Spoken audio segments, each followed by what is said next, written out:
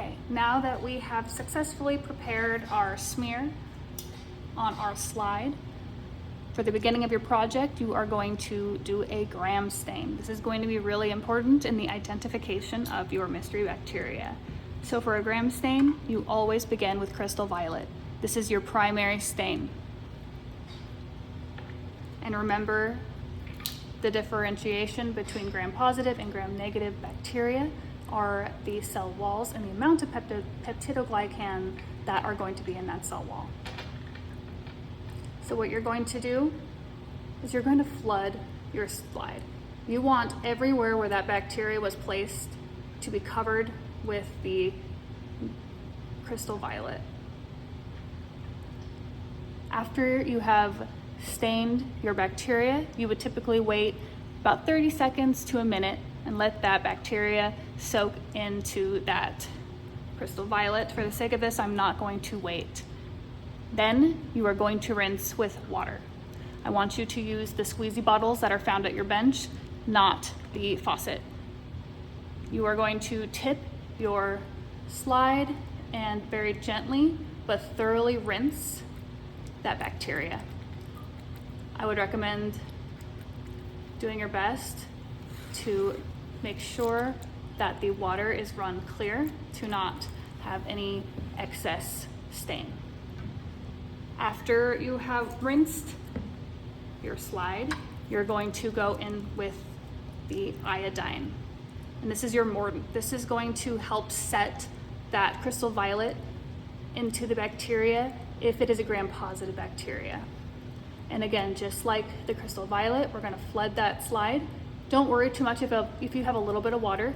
You don't want it to be too wet. I would try to drip it dry, but you don't need to blot it. After this has set for about 30 to 60 seconds, you're going to go in again with water.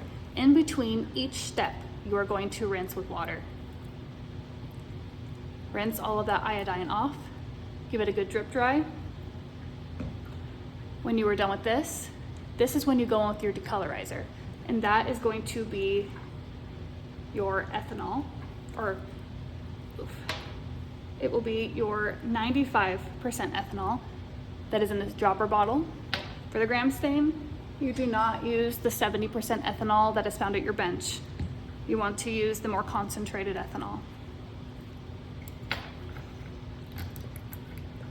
Now, this is important.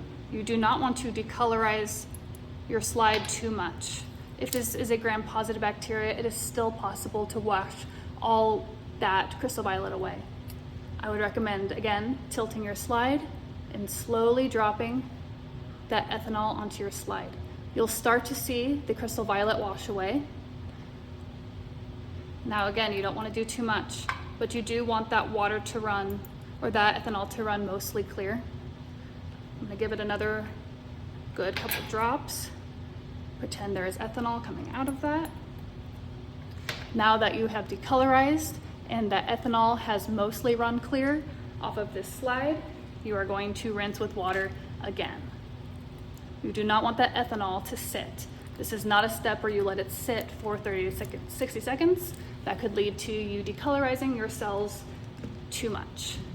When you're done with the decolorizer, you go in with your counter stain. This is your grams safranin. This is your reddish pink dye that will set into the gram-negative bacteria if that is what you have. You will flood that slide again, just as you have been. You will let it sit for 30 to 60 seconds. And then you are going to go in again with your water. You will decolorize or rinse that safranin off of the slide. Give it a few good drip dries. And here now you will take a Kim wipe and you are going to very gently blot the slide. You don't want any water left over, but you also don't want to scrub it. This could wash off or scrape off some of that stain, which you don't want. But you do want to make sure that both sides of the slide are not wet because this will affect your ability to view the cells under the microscope. So now your gram stain is finished and you are ready to begin viewing it under the microscope.